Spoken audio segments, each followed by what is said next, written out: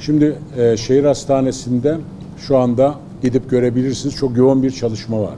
Çok sayıda çalışanla beraber oranın tamamlanmasına çalışılıyor. Ama yeni bir ihale yapılacak. Çünkü yetmedi. İkmal ihalesi yapılacak. Ve hedef 2027'nin ikinci yarısında orayı hizmete açabilmek. 2027'nin ikinci yarısında inşallah orayı şehrimizin, vatandaşlarımızın hizmetine açarız. Ama sağlık alanında çok önemli yatırımlar yapılıyor, devam ediyor. En son Dicle ilçemizde çok yüz yataklı bir hastaneyi hizmete aldık.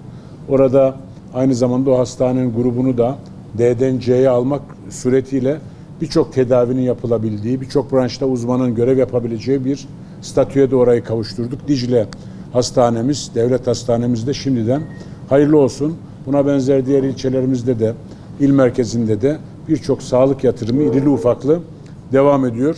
Onu da sizlerle paylaşalım. Karayolları Bölge Müdürlüğümüz o bahse konu ihaleleri yaptı. Yüklenici de esasında o Seyrantepe'nin aşağısında çalışmaya başladı.